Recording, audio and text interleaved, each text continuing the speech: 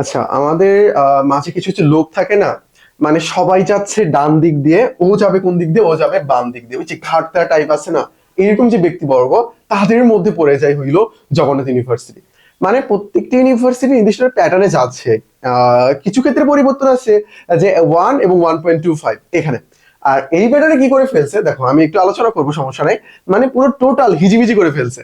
মানে সবাই যদি ডান দিকে যাচ্ছে, এ চলে যাচ্ছে কোথায়, বাম দিকে চলে যাচ্ছে। অন্যান্য ইউনিভার্সিটির মধ্যে তেমন একটা পার্থক্য দেখতে পাওয়া যায় না, হালকা কিছু চেঞ্জ দেখা যায় আর কি। তাদের প্রসপেক্টাস বা সার্কুলার যেটাই বলি না কেন, বাট এনারা সম্পূর্ণ আলাদা। প্রথমত এখানে সেকেন্ড টাইম নাই, দুর্ভাগ্যজনক একটা ব্যাপার। তো সেকেন্ড টাইমার যারা, তাদের জন্য এই ভিডিওটা না। তো এখানে কারা কারা পরীক্ষা দিতে পারবে, 22, 23, এইচএসসি এবং এইচএসসি 25, তারা। মানে এইচএসসি এর ক্ষেত্রে তোমাকে সুযোগ দিয়েছে 22, 23 হলে কোনো সমস্যা নাই, বাট এইচএসসি অবশ্যই তোমাকে 25 হইতেই হবে। ভর্তি যোগ্যতা কি কি, 3.0, 3.0 ইকুয়ালস টু 6.50, অর্থাৎ তোমার সর্বনিম্ন 3.00। কিন্তু 3.00 পাইলে তোমার হবে না, একটাতে 3.0 পাইলে আর একটা অবশ্যই 3.50 পাইতে হবে। এবং পরীক্ষাগুলো ঢাকা, রাজশাহী, খুলনা শহরে অনুষ্ঠিত হবে। মোটামুটি কেন্দ্র ভালোই দিয়েছে, তারা খারাপ দেয় নাই। ওকে, পরীক্ষার সময় কত, পরীক্ষার সময় হইলো 1 ঘন্টা, পরীক্ষার সময় হইলো 1 ঘন্টা।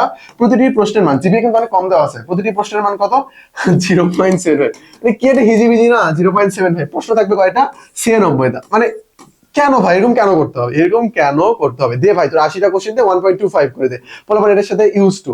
বাট এটা কি হিজিবিজি করে ফেলছে যে প্রশ্ন থাকবে 96, বাট প্রশ্নের মান কত, 0.75। নেগেটিভ মার্ক কত, নেগেটিভ মার্ক হইলো 0.25। নেগেটিভ মার্ক কত, নেগেটিভ মার্ক হইলো 0.25। তাহলে কি, তাহলে কিন্তু 3:1।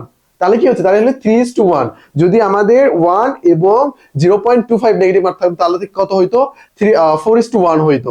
অথবা যদি 1.25 আর 0.25 হইতো, তাহলে 5:1 হইতো। বাট এখানে কি, এখানে দেখো তুমি যদি তিনটা ভুল করো ভাই, তাহলে তোমার একটা কোশ্চেনের মার্ক চলে যাচ্ছে 0.75, 3, 25, 75 চলে যাচ্ছে কিন্তু। তো এটা মাথা একটু ঠান্ডা রেখে তুমি দাগাই, একবার উল্টা পাল্টা হিজিবিজি করে দাগাবা না।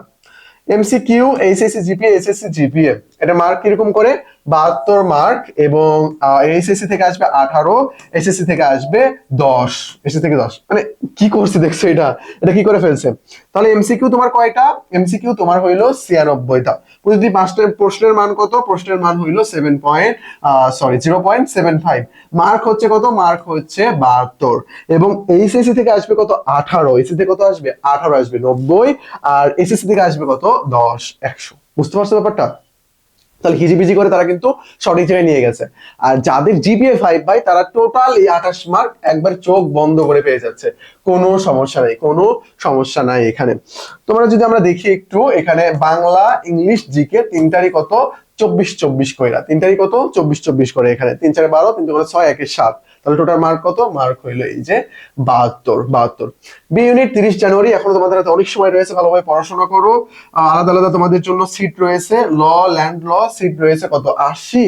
আর তোমার এদিকে রয়েছে হইলো 60, তোমার 140-এর মতো এখানে সিট রয়েছে।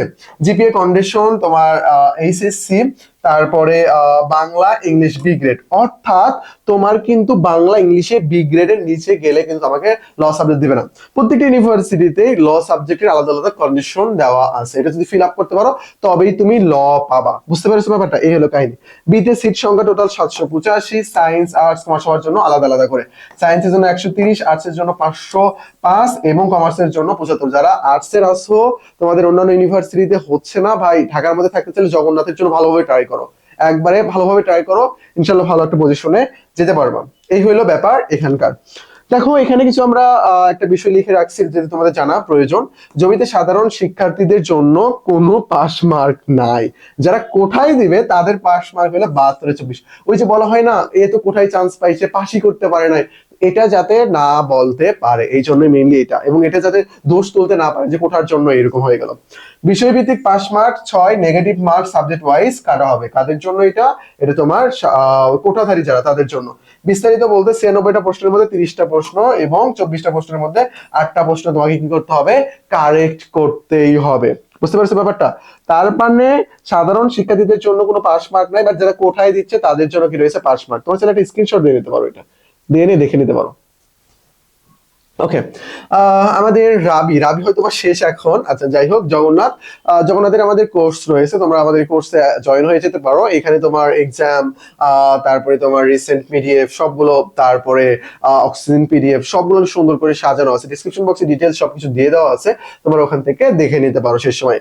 আর জিকে তোমার যদি প্রবলেম থাকে আমাদের এই বইগুলো ফলো করতে পারো, ইনশাল্লাহ বেস্ট একটা প্রিপারেশন হবে তোমার জন্য। এই যে আমাদের নাম্বার, টেলিগ্রাম, অ্যাডমিশন সংক্রান্ত যে কোনো জিজ্ঞাসা আমাদের টেলিগ্রাম নাম্বারে করবা, আমরা তোমাকে সেটা সলভ করে দেবো। আজকে এই পর্যন্তই, আসসালামু আলাইকুম। আর হিজিবিজি টাইপ জগন্নাথে কিন্তু চান্স পাইতে হবে।